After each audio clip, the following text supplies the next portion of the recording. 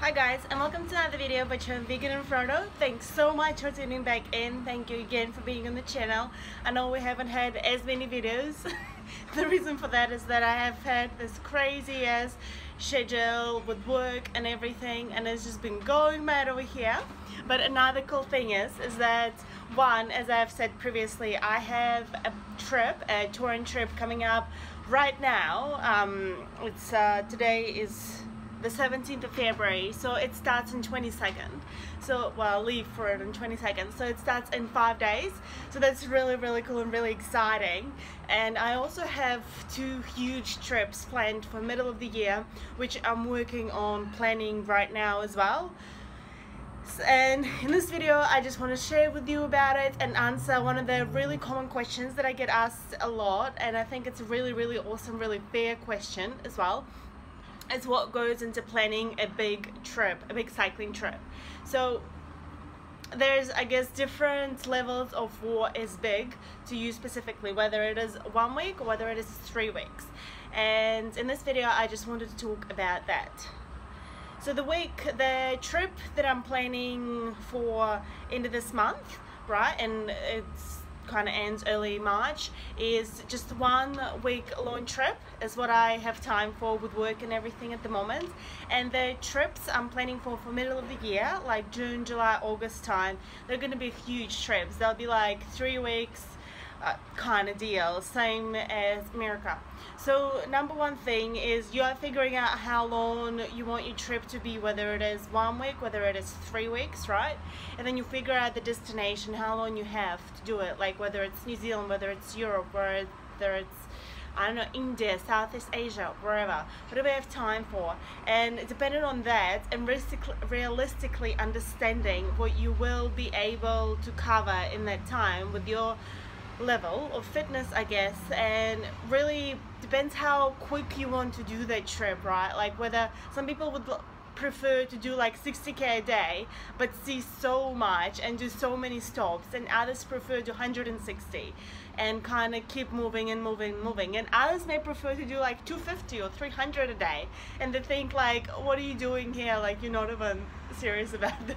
So it really does depend, right, how much you want to see through your trip. I think riding on a bicycle, you still see insane amount no matter how quick you go. Sometimes you don't get to go into stop at too many places if you're trying to get bigger Ks in a day. What I love, so depending on that, how long you want your trip to be, that will kinda, and where you want to go through, what do you want to see on your way, it will kind of direct you on the route. And with routes, I love paper maps. I think the technology these days is amazing, right? Like it's really incredible that we all have Google Maps, that we have just like we can go online, find the route, find the walking route or bicycle route. So like, actually, by the way, like in Europe, which is one of the destinations I'm planning a trip for this year, there is not all countries have bicycle routes kind of written in, but I know there are roads where people can ride on. So I just search for the walking, like the little walking sign thing, right, and kind of estimate the duration and the case from that, not necessarily just from driving the car. Search option on the Google Maps. So for example, in places like America, I actually could not find for the life of me the map of America that I used for my trip last year. I don't know where it went. I will find it though for one of the like thorough videos about America. But I want to tell you about this really cool organization. It's called Adventure Cycling Across Route Network. This is really cool because this organization has already looked into and worked through different routes that people can take cycling in America, basically, and all these red areas are all the different routes. So for example, over here, see, you can order different maps, and the price per map varies from like $11, like $12, whatever. You can buy a set of maps for like about $100, like $88, so you know, US dollars. So there you go, right there, and you can look. So I didn't use this too much for the trip that I planned for, like end of last year, but I think for my next US trip I definitely will, because I think it's very helpful, and it gives you so many different options and it also can like inspire you, right? Because these things, they've been built over time. Hopefully you can see it really well, but it's a little bit, maybe a little bit blurry. But it really shows you like all these different towns that you can stop in. And I've met, on my cycle through America, I've met people who have used this as well, and they really like it. They took the one of the warm shower couples that I stayed with, they took their time taking one of these routes. It took them like 2 months or something, really long, or like 3 months, and they did like 60 k's a day, and they also had a support vehicle, and they were like, you know, kind of in retirement. So that's really cool, and I think this is amazing to have a map like this. For example, if you want to do a touring trip in America and you're not from America and you don't really know what it's like over there. And in regards to roads, I find that it's really dependent on, I'm jumping all over different subjects because I'm so excited to make the video, and I haven't made a video just chatting for a little while, so I'm like so excited.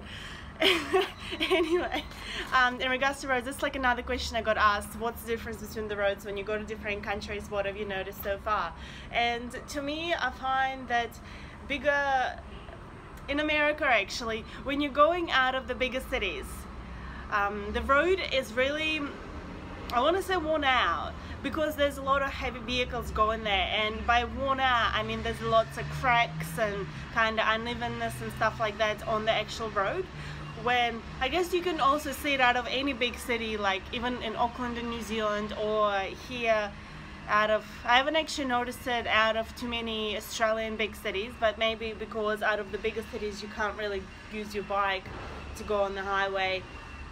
Out of like Sydney you have to take a side road. Out of Melbourne you have to also kind of ride around and not straight away. Out of Adelaide there's a specifically bicycle dedicated route as well when you're going out of Adelaide towards Melbourne. That's really cool. It's really cool. I'm going through all the different places. I'm also working on my vlogs at the moment for me going to Adelaide for work recently, and that's really fun to just kind of look through all that. And because I rode from Adelaide to Melbourne like a year ago, it really reminds me of that trip. So for example, for the trip I'm planning for New Zealand, I have this road map right here. So like I had this left over for when I did my trip in the North Island, New Zealand. See, and it has like all the roads and all the different towns in here and everything. And the cool thing is this map is absolutely free. You just need to go to the backpackers. Where is it? Do you see it right here? The name of the backpackers? It's like YHA backpackers. What does it say? Anyway, like it's one of the #1 backpackers in New Zealand. There's like a chain of the backpackers, YHA backpackers. Here you go.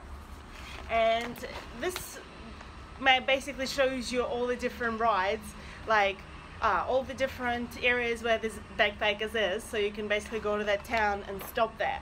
But as you know, and you can actually use that as a cyclist as well, like you can stay backpackers if that's the accommodation you choose. And having this map actually gives you a bunch of discounts as well at different places, so that's cool.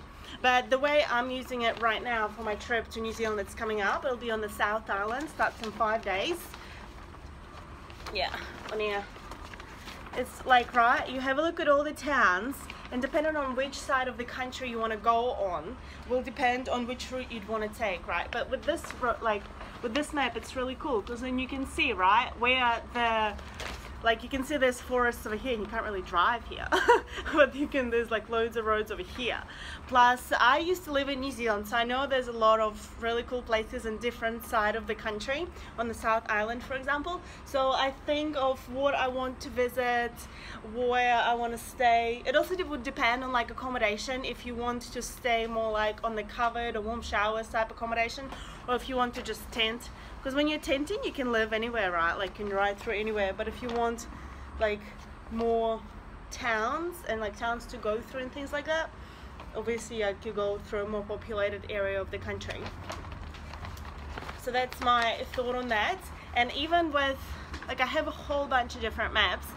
My also advise, like I have this other map, for example, here, with this one is the Gap Trail map that I did in America, right? And this is, it's actually 2018 version too. and it talks about planning. So the route specifically with all the amenities and such, I've talked about it in one of my vlogs from America, and that I think is also brilliant. Is if you kind of have different sides, right? If you're planning your route beforehand, or if you're there or last minute you have to plan something, or you are unable to get like a paperback map, you just go to a hotel or motel or whatever, something in the area. Like, I swear you're gonna be able to find a local free map, even if it is not for the entire trip that you want to take, a certain section of it. I think that's brilliant. And that is because you may not always have internet available on your phone. And like, yes, okay, there's roaming on your phone, right? But some people have a really not such great providers that it's either incredibly expensive, and as touring cyclists we don't want to spend so much money spending on our phone and internet and things like that. We want to spend it on the actual trip and getting us further, and maybe buying us food and like just kind of really needed stuff, not like something extra. So I actually really love paper maps. I think they're brilliant, and it really also makes it easier for the locals when you're asking questions. Instead of trying to find something on your phone, like on this like little screen, like you can just come up to local and say, hey, where I am on this map, which is the road to take. Like, it just makes it so much easier. Plus, I'm a very visual person, so to me having a paperback map really helps me visualize and shows me the route and where I'm going. So for example, there are a couple of different good brands that I saw people commonly use, and there's one, I don't remember, but I have taken photos of it in my Adelaide, Melbourne vlogs. I've taken pictures of that. But anyway, for example, this is a map that I got for Europe, country map, and these things, this one cost me $20, but I just love it. I love having it as a paper map, and just, again, okay, like maybe you're destroying trees, but, and see, and you can actually go through this and look at all the different roads, look at all the different routes, and just have an estimate of where you want to go. And I'm just super duper visual. Like, I really like it, and it gives me different options. And I generally, kind of to give me an idea of the distance and such, I go on Google Maps and just go, let's say from Prague to Budapest, right? And you look at that route and you're like, okay, cool, how many Ks is that? Okay, well, what is it that on the way? Because also another cool thing about Google Maps, although it's not always 100% correct, it gives you more or less understanding of the elevation. So you can kind of say, oh, well, okay, I can plan this 300 Ks day, but excuse me, the elevation is like 4,000 meters. I need to train for that, or how likely am I to do that many Ks? So that also comes in handy if you're one of those people who loves to plan beforehand and loves to have your accommodation sorted beforehand. And if, you know, more or less you're feeling like, okay, maybe I'd love to do 300 Ks with 4,000 meters elevation in one day, but when I have to do it like 5 days in a row, it may not be like the best idea at my current fitness level, right? Then you're kind of breaking it down. Okay, well, what are my options? What are some other bigger towns I can stay in where there is accommodation? Another thing I talked about, speaking of accommodation, and I've talked about it, mentioned it before, but I'll mention it again because I think it's amazing and it's super duper great, is warm showers. And Airbnb, if you want, like, again, accommodation for just a little bit of money, like, but not too extreme or whatever, $100, $150 hotels, because again, we want to direct our money towards the adventure and the fun and the bike, maybe camera equipment if you want to do videos, or actual food to keep you going on the trip, or whatever, flights to a specific destination. So again, for example, I'll give an example on my New Zealand trip that I've been planning for the last couple of weeks, I'd say, but because it is a smaller trip, I wasn't doing crazy amount of time on it. But I have already started planning my trips that are in the middle of the year, because they're going to be big, they're going to be interesting, and I'm going to be visiting a lot of countries I haven't been to before, the language I don't speak of, and because I only speak like 2/3 languages, which isn't much really, is it? When you want to be a world traveler. But I guess I speak English, so that's good. A lot of countries speak English. And okay, so I looked on this map and I would look at different cities I could stay in, and my first goal is warm showers. and looking at kind of average how much you would want to ride every day, like 100, 150, 200 Ks, and then you look, okay, from A to B, and you contact a bunch of warm shower hosts, or if there's only two in the specific area. For example, there's a town called Gore in New Zealand, and there's only two warm shower hosts there. So of course I like contacted them and said, hey, like I'm going through your town on this date, and there's a potential that I might need to stay, like I might need a room to stay, because, you know, depending on the time of the day and what was happening, whether I'll decide to keep on pushing forward and going further and doing more Ks, or if I decide to stop at that town, because like on the day, again, I'm gonna do some other tripping around. And first of all, I've never actually been down that low on the South Island in New Zealand, so that'll be really cool for me. So I just want to trip around, and of course I'm going to take you guys with me and show you more about of what's going on down there as well, and that's going to be really fun.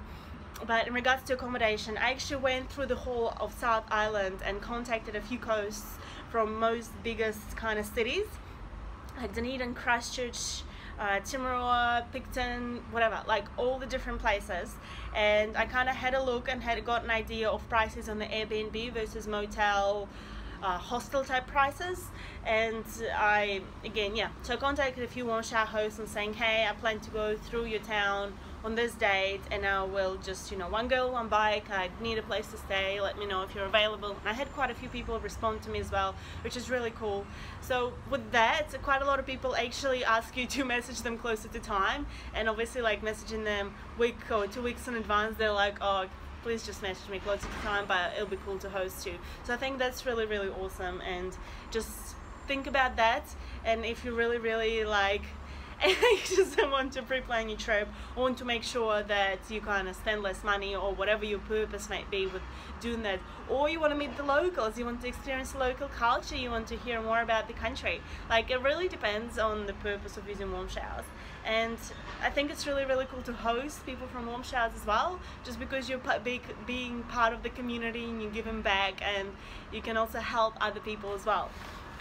So man, there's a lot of talking in this video, and hopefully like you're getting some useful, interesting tips from it as well. So yeah, but in regards to, again, going back to planning, you can look into, depending on how big your trip is, you can think of what is it that you want to take with you, right? Like how light you want to pack. So for example, for trips which are 1 week long, like I'm not even going to take my laptop, I'm not going to take much with me. I'm going to take like one set of clothes that I'm going to wear and wash at night, and wash like in the sink at night. I'm going to take a pair of thorns, like jandals, and I'm going to take my cycling shoes. And I don't even know if I'll take like running shoes or whatever, just because like you keep it light, you keep it easy, you don't have to drag as much, and plus you only have that 1 week long shot that you experience riding, and like you don't need that much, like seriously, like, you know, take your toothbrush, take your, I don't know, bar of soap and a couple of Cliff Bars maybe, but yeah, like one set of clothes.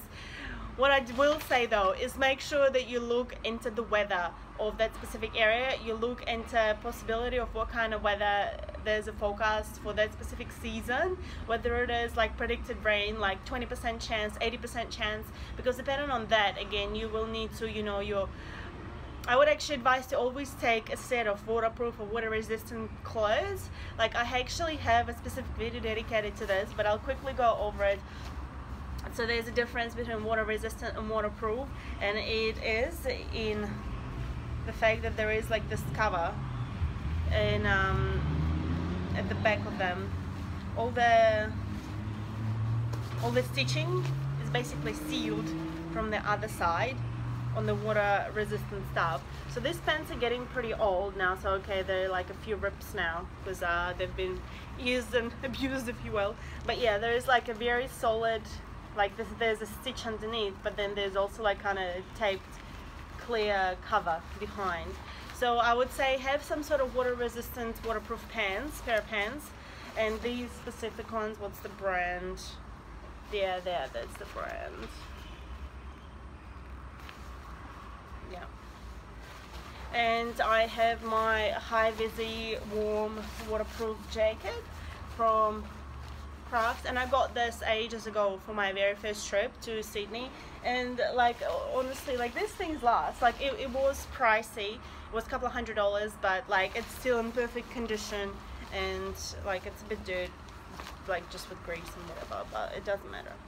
But yeah, again, this is like waterproof and it keeps you warm, and I think that's really important. And yeah, for like speaking of being warm, depending on where you go and what season, there's also like obviously an option of your shoe covers for like your colder countries, colder seasons, and like, you know, you have your warm socks and things like that. So think of that, think of the weather. In America, I was incredibly lucky with the spectacular weather I got. Like, sometimes it was too hot from memory, but in reality, it was just really beautiful and sunny the whole time and every day, and it's just like an amazing trip, really. In regards to packing, like I started talking about it before, you want to think, if you want to take things like a saddle bag, like you can take, you know, again, a front carrying bag as well, or like your frame bags and whatever like such, just kind of more like an easy kind of lightweight traveling. Or if you want to use pannier bag and racks and rack and pannier bags and stuff like that for taking more stuff. So for longer trips, I actually like taking my laptop with me, and I didn't for my very first long trip, but for my most recent long trip I actually did, and I loved it, and I thought that was really cool. I really appreciate having my laptop with me and having the ability to do loads more than just on the cell phone, right? So depending on that, because obviously like laptop's not going to fit in a bag like this, so you're going to take a rack, penny bags and a rack for something like that. But for a shorter like 1 week trip, this is perfect. I've even done like 2 week, 3 week trips with this thing too, so it really does depend how much you want to take with you and what you want to live off. And if you don't have much with you, you know, if you're happy to not take much and live a very minimal, that's pretty cool too, and adds to adventure.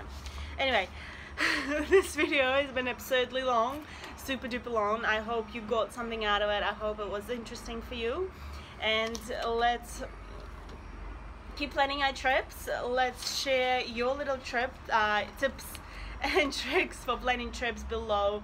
I can talk on and on and on about it. Obviously it's been like 22 minutes now, so hopefully it's not too annoying that this video is so long, but I really appreciate you tuning in. I appreciate your questions, and let me know if you have anything else. Otherwise, stay tuned and be very excited as I am about the next trip that's coming up. It's going to be so much fun. I'm actually really looking forward to it, because I've been working so much, I haven't got a chance to do too much cycling lately, so I am just really excited about it, and the fact that I have so much more stuff coming up this year. Anyway, thanks for watching. Remember to stop counting calories, start counting health, count your adventures, count your passions, and I'll see you again soon on another video. Bye.